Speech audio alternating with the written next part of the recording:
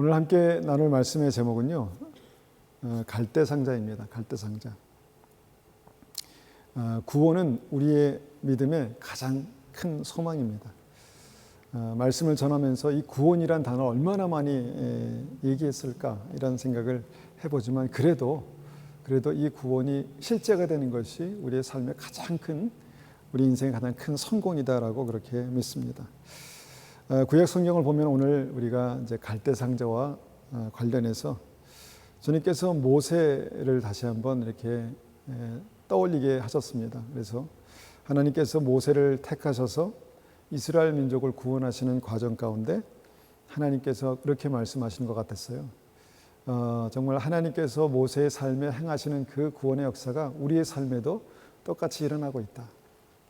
그게 이제 히브리서 3장과 4장에 기록된 구원에 관한 구약과 신약의 어떤 공통된 어떤 하나님의 역사, 하나님의 방법이라고 믿습니다.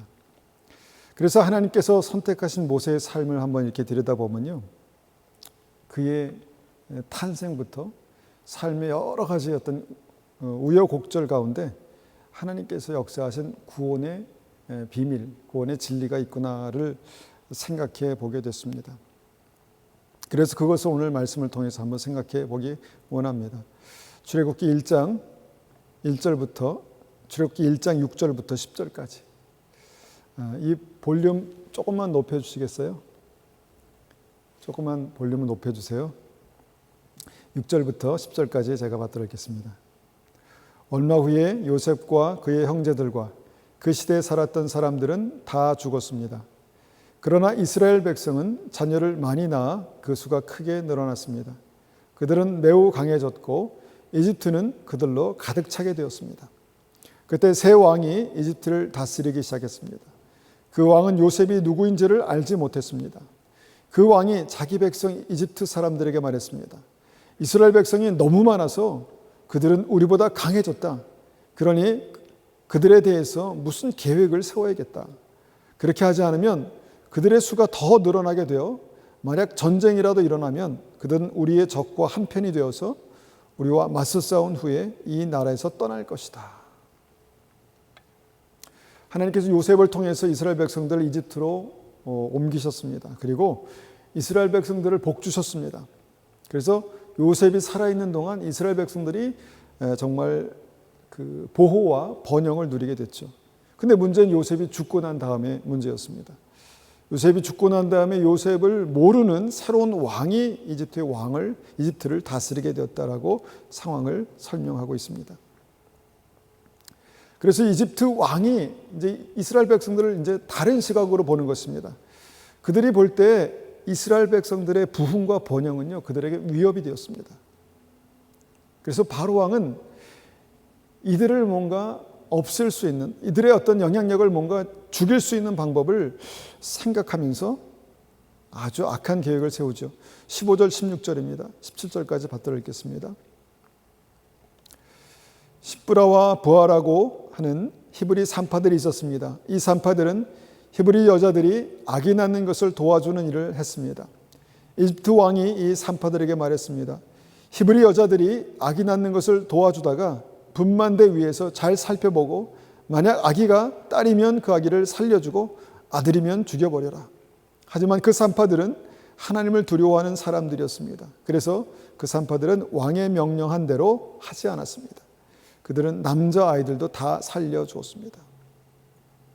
바로가요, 히브리 백성들, 새로 태어난 아이 중에서 남자아이를 죽이라라는 그런 행정명령을 내리죠. 여러분, 마귀는요, 이 사람의 탄생을 몹시 싫어합니다. 아주 싫어합니다. 그 예수님의 탄생 당시에도 우리가 알고 있는 것처럼 헤롯에 의해서 그 순교당한 수많은 아이들이 있었습니다. 안타깝지만 그들이 짧은 어떤 태어나자마자 아니면 어린 나이에 그렇게 죽었지만 그들이 천국에 가 있다라고 믿습니다. 그리고 마귀는요, 지금도 그런 일들을 아주 교묘하게 행하고 있습니다.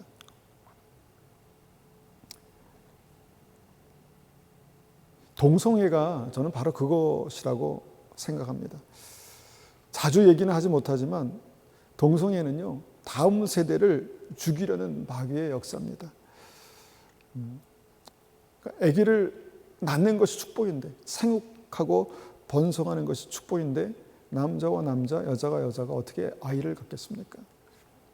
이것이 점점 유행처럼 번지고 많은 사람들이 이것을 그냥 평범하게 인정하면 인정할수록 다음 세대는 그렇게 죽어간다라고 믿습니다. 한국도 그 영향을 받고 있죠. 한국도 그 영향을 받아서요. 지금 한국의 출산율은 정말 상상을 초월하게 정말 감소하고 있습니다. 그래서 정말 나라의 존폐가, 앞으로의 나라의 존폐가 위협을 받을 정도로 그렇게 출산율이 감소하는데 저는 이것과 무관하지 않다라고 믿습니다. 뭐 동성애만 그렇겠습니까? 뭐 비혼주의. 방송을 통해서 많은 사람들에게 그렇게 그냥 그럴 수도 있구나. 그렇게 사는 게 더 자유롭겠구나라고 생각하는 그것, 뭐 이혼율의 급등, 뭐 이런 여러 가지 것들을 볼 때 이것들이 다음 세대를 말살시키는 어떤 마귀의 역사다라는 생각을 하게 됩니다. 그래서 마귀는요, 새로운 생명이 탄생되는 것을 그렇게 죽도록 싫어합니다. 오늘 본문의 모세 때도 그랬습니다. 당시의 세상의 권력이라고 할 수 있는 이집트의 바로가 그렇게 마귀에게 사용되죠. 그래서 어린아이들을 다 죽이게 했습니다. 그런 어려운 때에 모세가 태어난 것입니다. 그런데 그때에도 하나님의 사람들, 숨겨두신 하나님의 백성들이 있었습니다. 그들이 하나님을 경외하는 마음으로 그 산파들이 아이를 생명을 무릅쓰고 생명의 위협을 무릅쓰고 아이들의 생명을 살려냅니다. 그러니까 그래도 바로가 아이들이 계속해서 살아나자 더 악한 명령을 내리죠. 22절입니다. 바로가 모든 백성에게 명령을 내렸습니다. 히브리 사람들에게 남자아이가 태어나면 그 아이는 나일강에 던져버려라. 하지만 여자아이는 살려두어도 좋다. 남자아이가 태어나면 나일강에 던져버리라는 것입니다.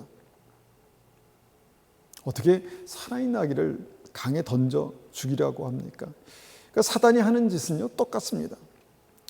지금 미국 서부 지역 있죠. 특별히 서부 지역, 워싱턴, 오레곤, 네바다, 캘리포니아는요, 그 낙태를 보장하는 그런 법을 시행하고 있습니다.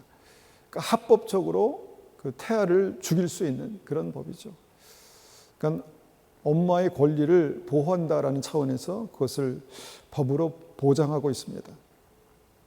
그런데 그 캘리포니아가요, 더 악한 법이 있다는 것을 최근에 제가 알았습니다. 그러니까 아이가 이미 태어난 후에도 그 아이가 어떻게든 죽으면 그 죽음에 대해서 어떠한 책임도 엄마에게 묻지 않겠다라는 그런 법입니다. 어떻게 보면 엄마의 권익을 보호하는 그런 법 같지만 그냥 태어나서 아이가 죽이더라도 그 책임을 묻지 않겠다는 것입니다. 그러니까 이제 사단은요, 굉장히 악한 방법으로 그렇게 어린 생명들을 그렇게 죽이려고 한다는 것입니다. 모세의 그런 법이 바로 그런 법이 시행된 것이죠. 히브리 남자아이가 태어나면 나일강에 던져서 죽여버리라는 것입니다. 그래서 모세는 이렇게 생명을 죽이려는 마귀의 역사가, 아주 강력한 마귀의 역사가 있는 그런 시대에 태어났습니다. 그런데 오늘 제목에서 우리가 한번 생각해 보기 원하는 것은 모세가 어떻게 이런 위기를 넘기고 살아났을까에 대한 관련된 말씀입니다. 출애굽기 2장을 보겠습니다. 출애굽기 2장 1절부터 4절까지 말씀입니다. 1절입니다. 레위 집안의 한 사람이 레위 집안의 어떤 여자를 아내로 맞아들였습니다. 그 여자가 임신하여 아들을 낳았습니다. 여자는 그 아기가 너무 잘생겨서 3달 동안 숨겨두었습니다.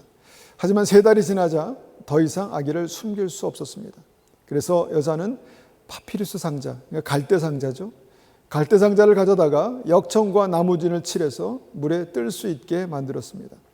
그런 다음에 아기를 그 상자 안에 넣고 상자를 나일강의 큰 풀들 사이에 두었습니다. 아기의 누이가 얼마쯤 떨어진 곳에서 그 아기에게 무슨 일이 생길까 봐 지켜보고 있었습니다. 아마도 남자아이를 몰래 키우다가 들키면은 뭐 아이뿐만 아니라 가족 모두가 살해될 수 있는 그런 무서운 어떤 그 법이 시행되었던 것 같습니다. 그래서 오죽하면 아이를 그렇게 했을까? 자기 아이를 어떻게 버릴 수 있겠습니까? 죽일 수 있겠습니까? 그런 상황에서 모세가 이제 모세의 그 가족이 얼마나 고민이 많았을까라는 생각을 해봅니다. 어떻게 아이를 살릴 수 있을까? 방법이 없죠. 그렇게 고민하다가 갈대 상자를 만들기로 했습니다. 갈대로 상자를 만들어서 거기에 나무진과 역청을 발라가지고 물에 뜨게 만들어서 거기에다 그 아이를 넣고 강에 흘려보낸 것입니다. 무슨 생각이었을까?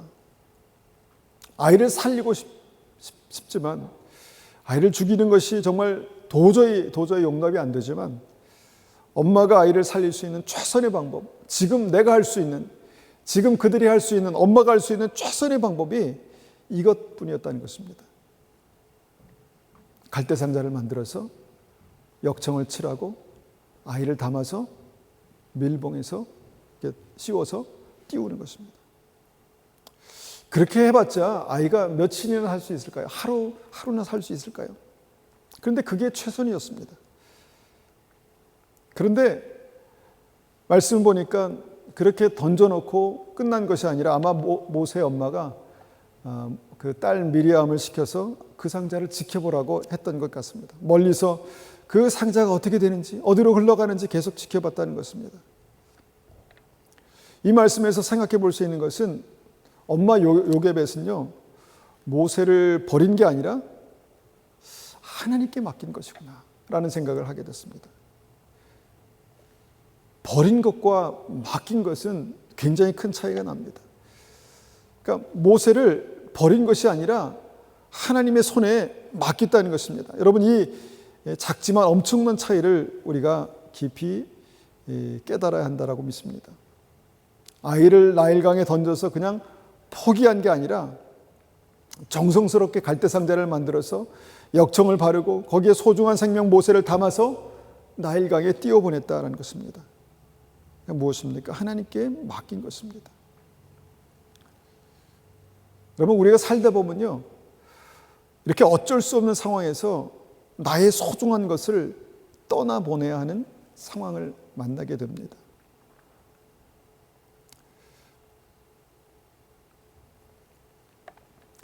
제가 30년 전에 캐나다로 이제 올 때, 이제 그때가 이제 생각났습니다.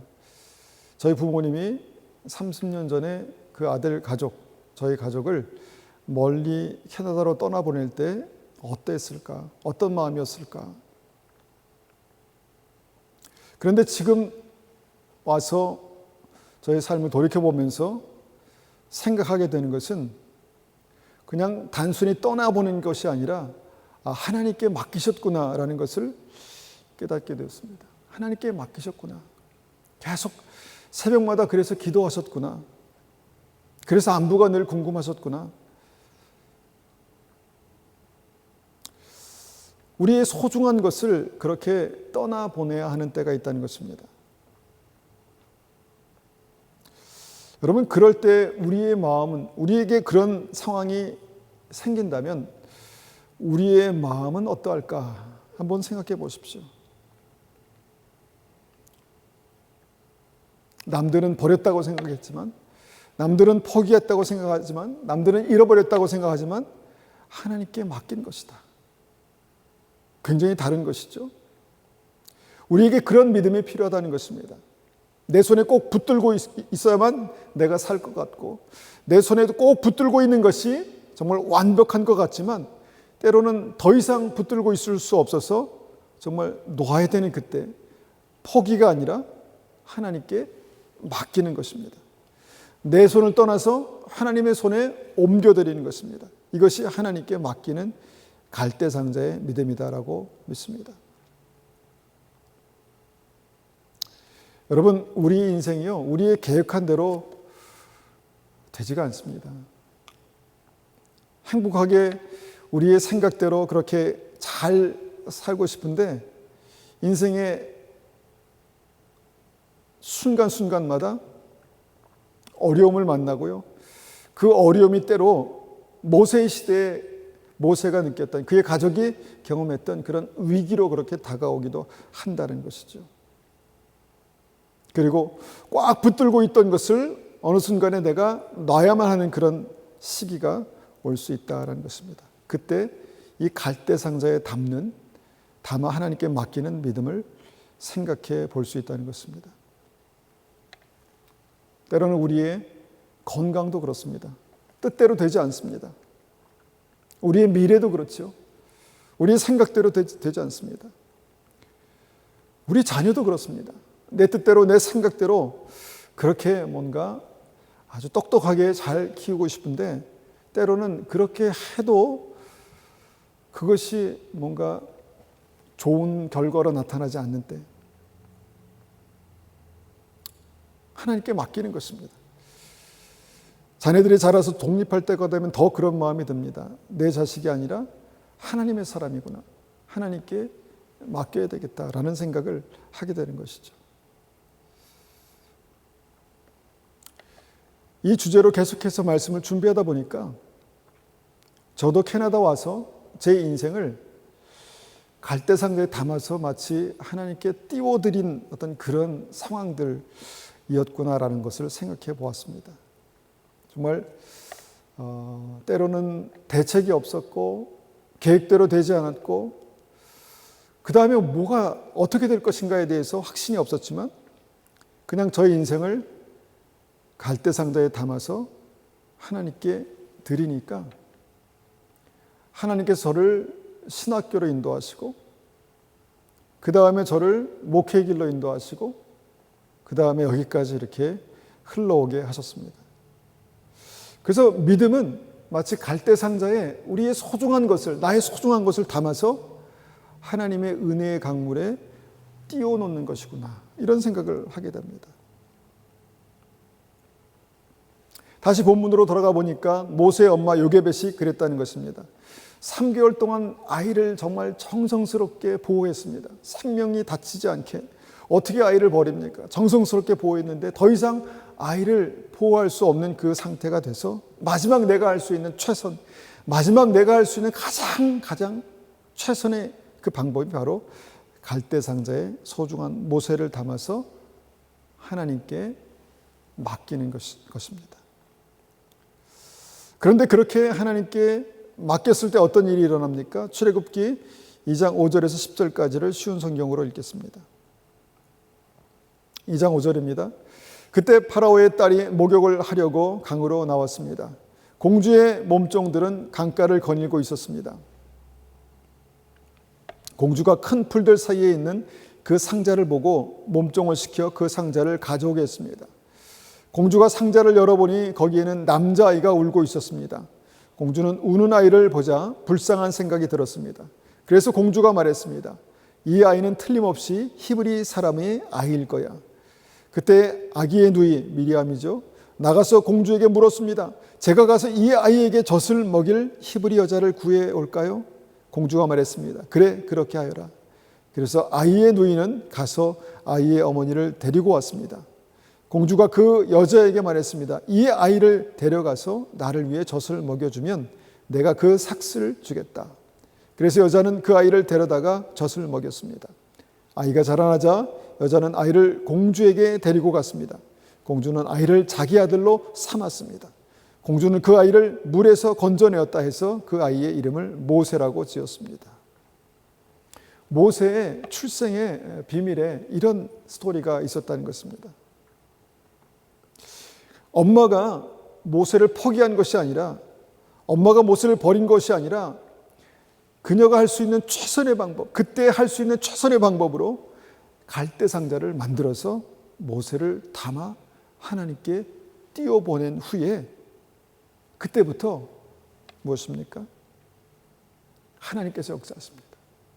그때부터 예상치 못한 엄청난 일들이 일어났다는 것입니다. 이집트의 공주가 모세가 있는 그 갈대상자를 발견한 것도 놀라운 일이고, 그리고 그 아이를 보자마자 사랑과 연민을 느껴서 그 아이를 양자로 삼았습니다. 놀라운 일입니다. 그리고 그 아이를 키우기 위해서 모세의 엄마를 유모로 그렇게 드립니다. 그리고 그 아이를 다시 맡깁니다. 다시 돌려준 것이죠. 그리고 모세를 다시 그 엄마가 키우고, 그 다음에 그 아이가 자라서 다시 왕궁으로 돌려보내서 어떤 일이 일어났습니까? 하나님께서 모세를 그 당시의 최고의 어떤 환경에서 최고의 학문을 공부하게 했다라는 것입니다. 뭔가 하나님께서 모세를 통해서 완벽하게 준비된 하나님의 역사들을 이루어 가시는 어떤 그런 모습들을 보게 되는 것이죠. 여러분, 우리가 이 말씀을 통해서 보는 믿음은 무엇입니까? 우리가 우리의 소중한 것을 그 갈대상자에 담아서 하나님께 맡기면 그때부터 하나님의 완벽한 계획이 모세의 삶에, 그들의 삶에 시작된다라는 것입니다. 모세를 통해서 그 생명이 위험했던, 갈대상자를 통해서 생명이 위험했던 모세를 구원하시고, 모세를 하나님의 사람으로 완벽하게 준비하시고, 그를 통해서 이스라엘 전체를 구원하신 그 계획이 그 갈대상자에서 시작되었다는 것입니다. 우리도 이 정도는 아니겠지만 우리 인생에도 정말 위기와 어려움을 만납니다. 최선을 다해서 살았지만, 최선을 다해서 했지만 나의 한계점에 부딪히고 이제는 내가 할 수 없는, 내가 어찌할 수 없는 어떤 그런 상황을 만나게 된다는 것입니다. 바로 그때 우리가 기억해야 되는 것은 하나님의 역사가 시작되는, 반전의 역사가 시작되는 것이 바로 그 갈대상자의 비밀이라는 것입니다. 내가 만들 수 있는 것은 고작 갈대상자입니다. 갈대로 상자를 만들어서 역청을 칠하는 것, 그 정도입니다. 그런데 그것을 하나님께 맡기니까, 나의 소중한 것을 거기에 담아서 하나님께 맡기니까 하나님께서 역사하신다라는 것입니다. 그래서 우리가 한번 생각해 봅니다. 나의 갈대상자는 어떻게 만들어질까? 나의 갈대상자는 무엇일까? 여러분, 우리의 삶에 한번 어려움을 당할 때마다 그런 생각을 해보십시오. 이 시점에서 내가 믿음으로 할 수 있는 최선의 일들이 무엇일까? 이 시점에서 내가 최선을 다해서 하나님 정말 이렇게 됐으면 좋겠습니다 라고 했을 때 내가 할 수 있는 그 믿음의 일이 무엇인가라는 것입니다. 포기할 수밖에 없고, 또 상황이 급박한 그런 상황에서 내가 결코 포기하지 않는 믿음으로 마지막까지 내가 그 믿음을 꼭 붙들고 할 수 있는 그 일을 찾아내는 것입니다. 그것이 바로 나의 갈대상자라고 믿습니다. 어떤 분들은 이렇게 고백합니다. 그때는 기도밖에 할 수 없었다고. 기도밖에 할 수 없었다고. 그러면 기도가요, 기도의 골방이 나의 갈대상자가 되는 것입니다. 그 골방에 나의 삶을 담아서 주님께 맡기는 것이죠. 예수님께서 제자들을 부르실 때 그들이 주님을 따라갑니다. 그런데 그 앞에 부연 설명이 되어 있는 것이 있습니다. 그들의 배와 그물을 버려두고 주님을 따라갔다라고 말합니다. 주님을 따르려고 그들의 배와 그물을 버렸다는 것입니다. 여러분, 이것을 어떻게 생각하십니까? 큰 헌신이 있었구나. 물론 그것입니다. 그런데 저는 여기서 버렸다라고 하는 그 단어 대신에 하나님께 맡겼다라는 것으로 이해하는 것이 맞다라고 믿습니다. 하나님께 맡긴 것입니다. 그의 삶을, 그의 인생들을 하나님께 맡긴 것입니다. 버린 것이 아니라 맡긴 것이죠. 사도 바울은 자신의 모든 것을 예수 그리스도를 안 그 은혜 때문에 배설물로 여겼다라고 그렇게 말합니다. 배설물. 버렸다는 것이죠. 가차없이 버렸다는 것이죠. 자기의 명예와 커리어와 삶의 어떤 그 기반들을, 지식과 모든 것들을 버렸다라고 말합니다. 그런데 버린 것이 아니라 어떻게 보면 갈대 상자에 담아서 하나님께 맡긴 것입니다. 성경을 읽다 보면 이런 내용들이 굉장히 많이 나오는 것을 보게 됩니다. 다윗은 사울 왕에게 쫓겨다니면서 몇 번이나 죽을 고비를 넘깁니다. 그때마다 다윗은 어떤 생각이었을까요? 끝까지 포기하지 않고 그냥 하루하루 연명하며 살아가는 것 자체가 그에게 어떤 삶의 의미가 있을까? 그런데도 불구하고 그는 계속해서 하루하루를 믿음으로 살았습니다. 여기서 다시 한번 이 생각을 합니다. 그가 정말 그 삶의 상황에서, 그 위기의 삶의 상황에서 갈대상자에 그의 인생을 담아서 하나님께 맡긴 것이구나.